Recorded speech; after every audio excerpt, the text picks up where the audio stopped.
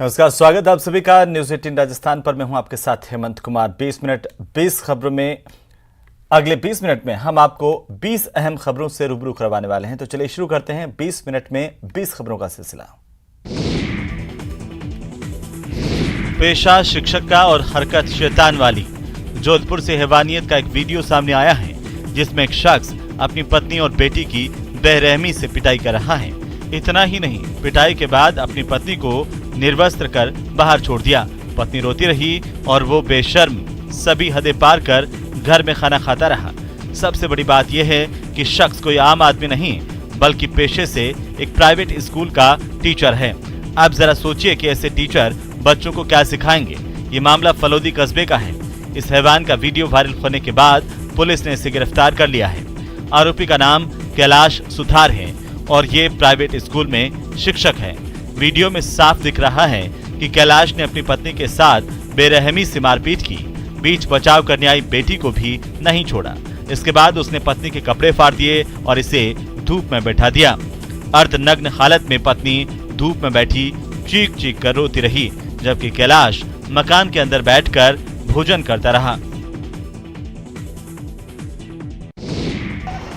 तेलंगाना की राजधानी हैदराबाद में होटल में आग लगने से 8 लोगों की मौत हो गई। घटना सोमवार की देर रात की है। जानकारी के मुताबिक रूबी होटल के बिल्डिंग के बेसमेंट में संचालित इलेक्ट्रिक व्हीकल शोरूम में एक बाइक की बैटरी फट गई थी, जिसके बाद आग ने पूरी बिल्डिंग को चपेट में ले लिया। आग के बाद इलाके में अफरा तफरी मच गई और कई लोग जान बचाने के लिए ऊपर की मंजिल से नीचे कूद पड़े। उस समय होटल में करीब 25 लोग थे। आग, धुएं और दम घुटने से 8 लोगों की मौत हो गई। वहीं कई लोग घायल भी हो गए। मौके पर मौजूद लोगों ने होटल में फंसे लोगों का रेस्क्यू किया और उन्हें अस्पताल पहुंचाया। इस मामले में बिल्डिंग ऑनर पर एफआईआर दर्ज कर ली गई है। आग लगने की घटना पर पीएम मोदी ने भी दुख जताया है। उन्होंने ट्वीट कर लोगों की मौत पर दुख जताया और शोक संतप्त परिवारों के प्रति संवेदना व्यक्त की है। साथ ही प्रधानमंत्री राष्ट्रीय राहत कोष से मृतक के परिजनों को 2 लाख रुपए और घायलों को 50,000 रुपए देने का ऐलान किया।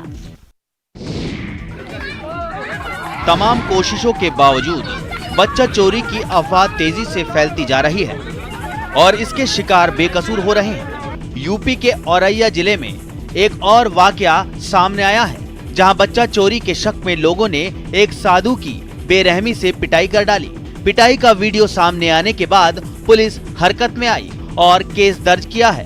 वीडियो में आप देख सकते हैं कि लोग कितनी बेरहमी से इस भगवाधारी साधु की पिटाई कर रहे हैं। लाठी, डंडे, लात, घूंसे, जिसको जैसा मौका मिल रहा है साधु को पीट रहा है। बताया जाता है कि साधु गांव में भिक्षा मांगने गया था, तभी किसी ने अफवाह फैला दी कि ये साधु के वेश में बच्चा चोरी करने आया है। फिर क्या था, लोगों ने न आओ देखा न ताओ साधु की बेरहमी से पिटाई कर डाली। फिलहाल वायरल वीडियो के आधार पर साधु को पीटने वालों की पहचान कर कानूनी कार्रवाई शुरू कर दी गई है। गंगानाथ से तहरीर प्राप्त कर ली गई है और उनका मेडिकल कराया जा रहा है और जो दबंग युवक हैं जिन्होंने उनकी पिटाई की है, उनकी गिरफ्तारी के लिए 5 टीमों का गठन किया गया है और शीघ्र ही उनको गिरफ्तार करने का प्रयास किया। गुजरात से एक हादसे की दिल दहला देने वाली तस्वीर सामने आई है, जिसे देखकर आपके रोंगटे खड़े हो जाएंगे। हादसे की पूरी तस्वीर सीसीटीवी में कैद हो गई है। ये घटना सूरत की बताई जा रही है, जहां स्कूल वैन की टक्कर कार से हो गई। हादसे के समय वैन में 9 बच्चे सवार थे। हालांकि इस हादसे में किसी की भी मौत नहीं हुई। कुछ बच्चों को हल्की फुल्की चोटें जरूर आई है। तस्वीरों में देखा जा सकता है कि सड़क पर स्कूल वैन आ रही है। सड़क भी लगभग खाली नजर आ रही है। इतने में वैन का ड्राइवर बिना सिग्नल को देखे वैन को दूसरी तरफ ले जाता है। इसी बीच एक कार आ जाती है और वैन और कार की जबरदस्त टक्कर हो जाती है। ये टक्कर इतनी जोरदार होती है कि वैन पलटकर गिर जाती है। कार के सामने का हिस्सा भी डैमेज हो जाता है। जैसे ही लोग हादसे को देखते हैं, वो दौड़कर वैन के पास पहुंचते हैं। कार का ड्राइवर भी भागते हुए वैन के पास पहुंचता है और सभी लोग मिलकर बच्चों को निकालने की कोशिश करने लगते हैं। उत्तराखंड के भी कई इलाकों में भारी बारिश से हालात खराब हैं। इस बीच देहरादून के माल देवता में सोमवार की रात बारिश के कारण नदी का जलस्तर अचानक तेजी से बढ़ गया। जिसके कारण 5 युवक नदी में ही टापू पर फंस गए। युवकों के टापू में फंसे होने की सूचना पर एसडीआरएफ की टीम मौके पर पहुंची और जान पर खेलकर सभी युवकों को नदी से सुरक्षित निकाला।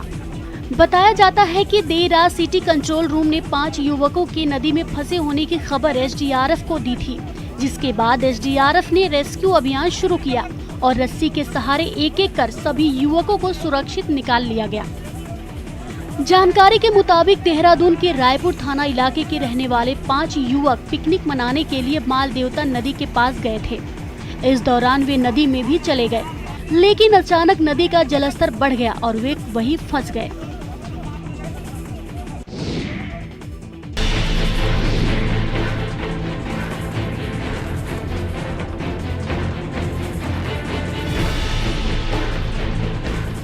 बीजापुर में प्रसव पीड़ा से करा रही एक महिला के लिए नगर सैनिक और एसडीआरएफ के जवान देवदूत बन गए। गंगालूर तहसील के कामकानार गांव में जवानों ने इस महिला को रेस्क्यू कर सुरक्षित स्थान तक पहुंचाया। बताया जा रहा है कि ये महिला और परिजन अस्पताल जा रहे थे, लेकिन रास्ते में पड़ने वाला पुल टूट गया। कई जगह रास्ता खराब था, जिसे आनन फानन में जेसीबी से सुधारा गया और फिर महिला को ट्रैक्टर के सहारे किसी तरह नदी किनारे पहुंचाया गया। यही नदी के किनारे महिला ने बच्चे को जन्म दिया। इसके बाद जवान इसे लेकर अस्पताल रवाना हुए। सैनिक और एसडीआरएफ जवानों ने रेस्क्यू कर मां और बच्चे को सुरक्षित स्थान तक पहुंचाया और अब जवानों की इस काम की तारीफ हो रही है।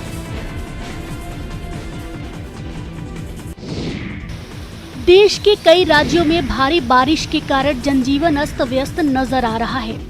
असम के कई इलाकों में भारी बारिश के कारण लोगों को परेशानियों का सामना करना पड़ रहा है। गुवाहाटी में तो बारिश के कारण पूरे शहर में जल जमाव हो गया है, जिससे लोगों को असुविधाओं का सामना करना पड़ रहा है। साथ ही ट्रैफिक मूवमेंट भी काफी धीमी हो गई है। भारी बारिश के बीच कामरूप जिला प्रशासन ने मंगलवार को लोगों के लिए एडवाइजरी जारी की। इसमें लोगों को हिदायत दी गई है कि अधिक जरूरी होने पर ही वे घर से बाहर निकले।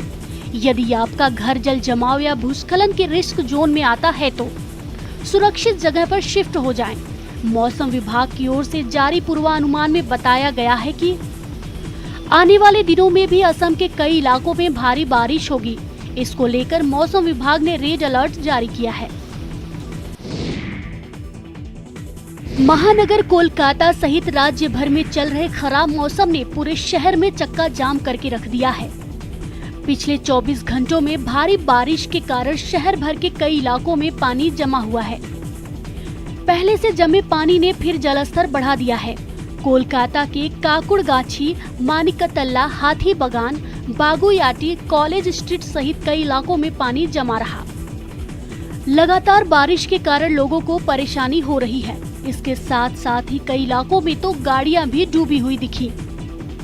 मौसम विभाग की ओर से बताया गया है कि 17 और 18 सितंबर को बंगाल की खाड़ी में निम्न दबाव बनने से फिर एक बार तूफान की आशंका जताई जा रही है।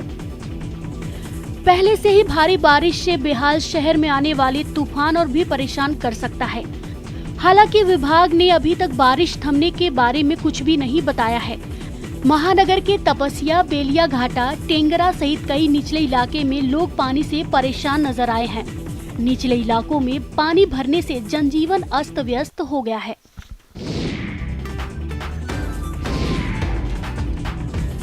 आसमान में रोशनी की इस कतार को देखकर आप हैरान रह जाएंगे। श्योपुर जिले में लोगों ने जब आसमान में इस नजारे को देखा तो वो भी हैरान रह गए। लोगों के होश उड़ गए। कुछ लोगों ने वीडियो बना लिया और अब ये तेजी से वायरल हो रहा है। क्या आपने कभी आसमान में तारों की रोशनी वाली लंबी कतार देखी है? जवाब नहीं में है तो फिर श्योपुर से ये वायरल हो रहे वीडियो को देखिए। ये तस्वीर लोगों के लिए भी काफी चर्चा का विषय बनी हुई है। इस वीडियो में आप साफ देख सकते हैं कि कैसे रोशनी की लंबी कतार सी बनकर जा रही है और ऐसा लग रहा है कि जैसे तारों की एक लंबी कतार हो और सभी एक दूसरे के पीछे लाइन लगाकर चल रहे हों। 60 से ज्यादा रोशनी के छोटे छोटे पुंज नजर आ रहे हैं। हालांकि वायरल वीडियो किसने पोस्ट किया और कहां का है ये अभी भी पूरी तरह से साफ नहीं हो पाया है। लिहाजा न्यूज़ 18 भी वायरल वीडियो की पुष्टि नहीं करता है। उड़न तस्करी और एलियन की खबरों के बाद अब आसमान में रोशनी की एक कतार लोगों को हैरत में डाल रही है।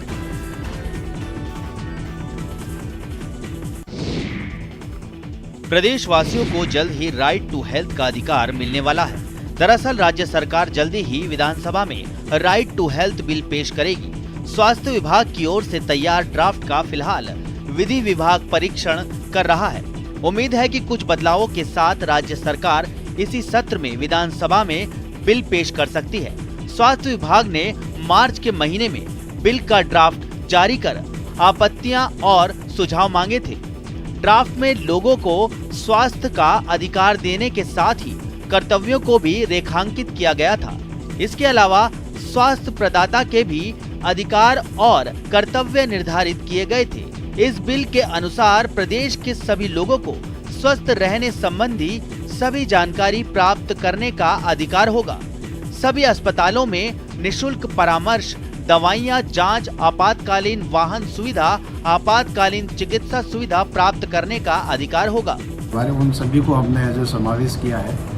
मैक्सिमम आपत्ति है तो ऑलरेडी हम लोगों ने हमसे संवाद किया था, जो हम ऑलरेडी जो उसमें समावेश किए हुए हमारे जो समावेश कर चुके थे, उसके बारे में हमें जो सलाह दी गई कि ये भी ऐसा जोड़ा जाना चाहिए। लंपी का कहर गोवंशों पर जमकर बरप रहा है। तमाम कोशिशों के बावजूद सरकार लंपी को रोक पाने में नाकाम हो रही है। इसके बाद कई लोग अपने अपने तरीके से लंपी से निजात के लिए प्रार्थना कर रहे हैं। जोधपुर के मधुबन हाउसिंग बोर्ड के रामदेव चौक स्थित महादेव मंदिर में 501 दीप प्रज्वलित कर गायों की दीर्घायु की कामना की गई। यह आयोजन गणेश युवा और महिला पर्यावरण विकास संगठन मधुबन के तत्वावधान में आयोजित किया गया। इसमें मधुबन के लोगों ने भगवान कृष्ण से गौमाता की दीर्घायु की कामना की। ये संगठन कई दिनों से गायों की सेवा में लगा है। जैसे ही संगठन के कार्यकर्ताओं को पीड़ित गायों की सूचना मिलती है, संगठन के कार्यकर्ता पहुंचकर उपचार करते हैं। गौ माता को भारी क्षति पहुंचाई है। आज इसी उद्देश्य से मधुबन क्षेत्र में आप देख सकते हैं, रामदेव चौक में मधुबन महादेव मंदिर के प्रांगण में एक भव्य आरती का आयोजन किया गया। इस आरती में 501 दिए प्रज्वलित किए गए और इस आरती को सफल बनाने में इस क्षेत्र के सभी संगठनों और सभी कार्यकर्ताओं ने अपना पूर्ण योगदान दिया। गर्व सैल्यूट टू यूनिफॉर्म्ड फोर्सेस के चौथे सीजन के दौरान रंगारंग कार्यक्रमों का आयोजन किया गया। आयोजन जोधपुर के मंडोर स्थित एसटीसी बीएसएफ में हुआ।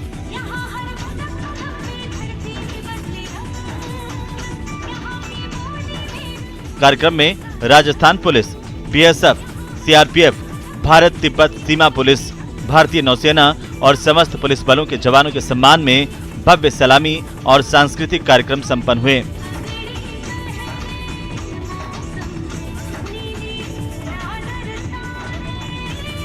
इसमें कई बॉलीवुड सेलिब्रिटीज ने भी परफॉर्म किया। ये देश भर में अपनी तरह का एक ऐसा इकलौता उत्सव है जिसमें सैनिकों और उनके परिवारों को न केवल मनोरंजन का मौका मिलता है, बल्कि वे भी इस उत्सव में बढ़ चढ़कर हिस्सा लेते हैं।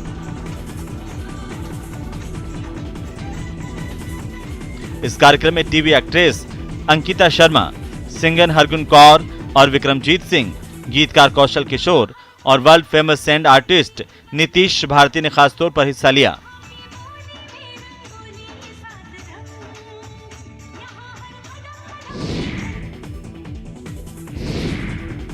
जीत और हार खेल का हिस्सा हैं। दो टीम में मुकाबला होगा तो जाहिर है कि एक टीम ही जीतेगी। इसीलिए हार जीत को प्रतिष्ठा का विषय बनाने से बेहतर है कि उसे खेल भावना से लिया जाए और बढ़िया प्रदर्शन की तैयारी की जाए। लेकिन अलवर के रामगढ़ में कबड्डी मैच के दौरान स्थानीय लोगों ने खालसा नगर की टीम पर हमला कर दिया, क्योंकि टीम जीत रही थी। इस दौरान खिलाड़ी, अधिकारी और आयोजक मामले को देर तक दबाने में जुटे रहे, लेकिन खिलाड़ियों को अस्पताल में इलाज करने के लिए लेकर के पहुंचे तो मामले का खुलासा हुआ। मामला ग्रामीण ओलंपिक से जुड़ा है। जानकारी के मुताबिक बगड़ राजपूत गांव में ब्लॉक स्तरीय ग्रामीण ओलंपिक खेल प्रतियोगिता के दौरान खालसा नगर गांव की कबड्डी टीम को विपक्षी नंगला बंजीर का गांव की टीम और उनके समर्थकों ने दौड़ा कर पीटा। इससे कई खिलाड़ी घायल हुए हैं। वहाँ जो उनके समर्थक थे और जो नंगला बंजीर का के जो लोग थे, उन लोगों ने हमारे बच्चों के साथ मारपीट की। उसके बाद हमने रेफरी के कहने पर दोबारा मैच शुरू किया। तो इस बार उन्होंने क्या किया कि हमारे जो खिलाड़ी थे, जो जा रहे थे, जो उनके पास जबरदस्ती उनके ऊपर सारे टूट के पड़ रहे थे। आरोप लगाए जा रहे हैं कि कोई प्रशासन का लोग वहाँ नहीं थे, कोई पुलिस नहीं थी, लेकिन ऐसा नहीं है। प्रशासन के हमारे पटवारी गिरदावर सब वहाँ मौजूद थे। पकड़ो पकड़ो देखो जाने ना पाए, अरे देखो वो भागा, लो पकड़ लिया। ग्रामीण ओलंपिक खेलों के दौरान कबड्डी के मैदान में खिलाड़ियों ने जमकर अपने हाथ दिखाए। नज़ारा नागौर जिले के नावा सिटी का है, जहां ब्लॉक स्तरीय ग्रामीण ओलंपिक खेलों की शुरुआत हुई। सीएम अशोक गहलोत ने इस प्रतियोगिता का शुभारंभ किया, जिसके बाद खिलाड़ियों ने अपना दम दिखाया। इस मौके पर सीएम ने कहा कि ये खुशी की बात है कि बच्चे और बुजुर्ग साथ में खेल रहे हैं। सीएम ने कहा कि सरकार खिलाड़ियों को प्रोत्साहित करने में कोई कसर नहीं छोड़ेगी। उन्होंने कहा कि ग्रामीण क्षेत्र की खेल प्रतिभाओं को आगे बढ़ने का मौका मिले, इसी उद्देश्य से ग्रामीण ओलंपिक खेलों का आयोजन किया जा रहा है। सीएम ने कहा कि सबसे अच्छी बात यह है कि खेलों में राजनीति नहीं हो रही है और खेलों को खेल की भावना से खेला जा रहा है। कीमती युवाओं की मुझे बड़ा अच्छा लगता है कि इस प्रकार सभी जाति सभी धर्म के वर्ग के लोग और सभी पॉलिटिकल पार्टियों लोग भी हमने आह्वान किया है, इसमें कोई राजनीति नहीं होगी, खेल की भावना खेल। भरतपुर में सूचना और रोजगार अधिकार अभियान के द्वारा जवाबदेही कानून यात्रा निकाली गई। हीरादास बस स्टैंड से यात्रा की शुरुआत की गई और यात्रा कुम्हेर गेट, गंगा मंदिर, लक्ष्मी मंदिर होते हुए जिला कलेक्ट्रेट पहुंची, जहां नुक्कड़ नाटक के जरिए जवाबदेही कानून के बारे में लोगों को बताया गया। नाटक के जरिए दिखाया गया कि आज लोग सरकारी दफ्तरों में काम करवाने के लिए परेशान नजर आते हैं और जब अधिकारियों से जवाब मांगा जाता है तो फाइलों को फेंक दिया जाता है। इसलिए जवाबदेही कानून की लंबे समय से मांग की जा रही है। जवाबदेही कानून लागू होगा तो लोगों के काम जल्दी होंगे और काम न होने पर लोग अपना जवाब मांग सकेंगे। नुक्कड़ नाटक के बाद कलेक्ट्रेट कार्यालय के सामने कैंप लगाकर लोगों की शिकायत ली गई, जिसके बाद प्रशासन को ज्ञापन सौंपा गया। जवाबदेही कानून यात्रा प्रदेश के कई इलाकों से होते हुए राजधानी जयपुर जाएगी। झुंझुनू के बिसाऊ की विश्व प्रसिद्ध मूक रामलीला एक बार फिर दर्शकों का भरपूर मनोरंजन के लिए तैयार है। नवरात्र के दौरान होने वाली इस अनूठी रामलीला की तैयारियां हो चुकी हैं। झुंझुनू के बिसाऊ की विश्व प्रसिद्ध मूक रामलीला विश्व की एकमात्र ऐसी लीला है जिसमें पात्र संवाद नहीं बोलते बल्कि इशारों से अभिनय करते हैं। इसका मंचन किसी एक मंच पर नहीं बल्कि करीब 500 मीटर खुले मैदान में होता है। यहाँ हर पात्र दंगल में नाचते कूदते हुए इशारों में अभिनय कर अपनी बात दर्शकों तक पहुँचाता है। इस अनूठी रामलीला की शुरुआत आज से करीब 180 वर्ष पहले बिसाऊ में गंगियासर रोड स्थित रामाणा जोहड़ में हुई थी। तब उत्तर प्रदेश से आई साध्वी जमुना ने इसकी शुरुआत की थी। उन्होंने जो परिकल्पना की थी वो आज साकार हो रही है। इस अनूठी मूक रामलीला को अयोध्या में बन रहे श्री राम मंदिर के संग्रहालय में भी स्थान मिलेगा। वहां पर बिसाऊ की इस धरोहर के चित्र और स्वरूपों के मुखौटे आदि का प्रदर्शन किया जाएगा। इसके लिए पिछले साल विश्व हिंदू परिषद के राष्ट्रीय कोषाध्यक्ष रमेश गुप्ता रामलीला देखने बिसाऊ आए थे।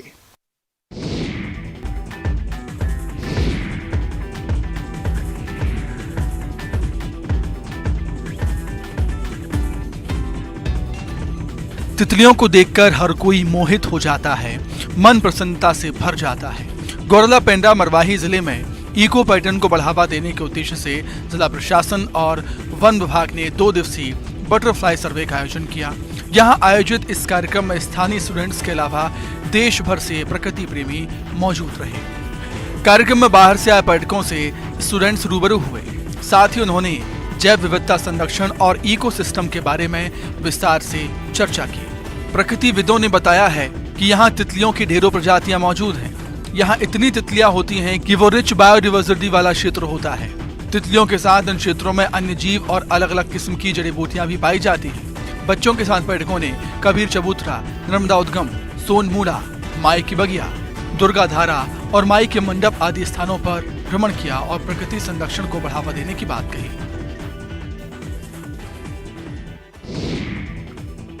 जंगल की बेकार पड़ी लकड़ियों में जान आ गई है। एक कलाकार ने इन लकड़ियों को न सिर्फ सजीव कर दिया है बल्कि इसे रोजगार से भी जोड़ दिया है। जी हाँ, उत्तराखंड के मुक्तेश्वर के रहने वाले अर्जुन बिष्ट की कल्पना को पंख लगे तो उन्होंने जंगल में बेकार पड़ी लकड़ियों से सजावटी सामान तैयार कर लिया। ट्री हाउस, घोंसले या फिर जो भी हो, अर्जुन झट से तैयार कर देते हैं। पाइन कोन और पॉपुलर के साथ साथ जंगलों में बेकार पड़ी लकड़ी से तैयार किए जा रहे इन सजावटी सामान की मांग भी बढ़ रही है। अर्जुन के शुरू किए इस काम से अब 7 युवा जुड़ गए हैं और घर पर ही रोजगार पा रहे हैं। दरअसल अर्जुन और ये युवा महानगरों में कंपनियों के लिए काम करते थे, लेकिन उन्हें अपनी मेहनत और कला के मुताबिक आय नहीं हो रही थी, जिसके बाद इन लोगों ने अपना रोजगार शुरू करने की न सिर्फ योजना बनाई बल्कि साकार भी कर दिया। जरा करतब दिखाते इस जवान को देखिए। ये है हमारे बिहार पुलिस के जवान जो शूरवीर हैं, हर मुसीबत से निपटने में सक्षम। धैर्य जिनकी ताकत है, साहस और शौर्य ही इनके हथियार हैं। ये देश प्रेम की परिभाषा है। दरअसल गोपालगंज में महावीरी अखाड़े के दौरान युवाओं को करतब दिखाते देख ड्यूटी पर तैनात पुलिस अधिकारी खुद को रोक नहीं सके और डंडा लेकर खुद ही करतब दिखाने लगे। अब इनका वीडियो सोशल मीडिया पर तेजी से वायरल हो रहा है। यूजर्स इस वीडियो को काफी पसंद कर रहे हैं। वायरल हो रहे वीडियो में डंडा लेकर करतब दिखा रहे जूनियर सब इंस्पेक्टर का नाम राजाराम है, जो हथुआ थाने में तैनात है। दरअसल हथुआ में महावीरी अखाड़े का आज जुलूस निकाला गया था, जिसमें युवाओं की टोली करतब दिखा रही थी। अखाड़ा मेला की विधि व्यवस्था में तैनात जूनियर सब इंस्पेक्टर खुद को रोक नहीं सके और डंडा लेकर पारंपरिक करतब दिखाने लगे। वहीं इस मामले में हथुआ एसडीपीओ नरेश कुमार का कहना है कि ये फ्रेंडली पुलिसिंग की तस्वीर है, जिसमें कुछ गलत नहीं है। बाबा विश्वनाथ की नगरी जहां धार्मिक संस्कारों के लिए दुनिया भर में विख्यात है, वहीं बाबा की ये नगरी कला संस्कृति में भी पूरी दुनिया में अलग पहचान रखती है। इसी कड़ी को अब आगे बढ़ाया है संगीत साधक गणेश शंकर मिश्र ने, जिन्होंने तबले की अद्भुत जोड़ी तैयार की है। आप भी सुनिए ये तबला, जिसे बैठकर तो कतई नहीं बजाया जा सकता है, क्योंकि इस तबले की ऊंचाई है पूरी 3 फीट, जो आम तबलों से 3 गुना ज्यादा है।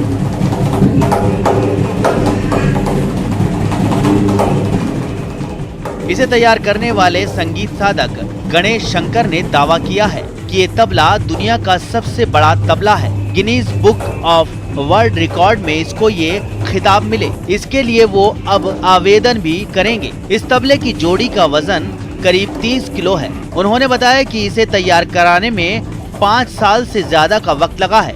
ये तबला आम तबलों से 3 गुना बड़ा है, इसलिए इसकी आवाज भी दूसरे तबलों से तेज है। मेरी कल्पना से तैयार हुआ। ये लकड़ी है और ये बद्दी है चमड़े की, ये गुल्ली है, इसका नाम पूड़ी है चमड़े का, और ये मेटल है और इसका नाम भी बायां है और इसका नाम दायां है। ये पूड़ी है, ये भी पूड़ी है।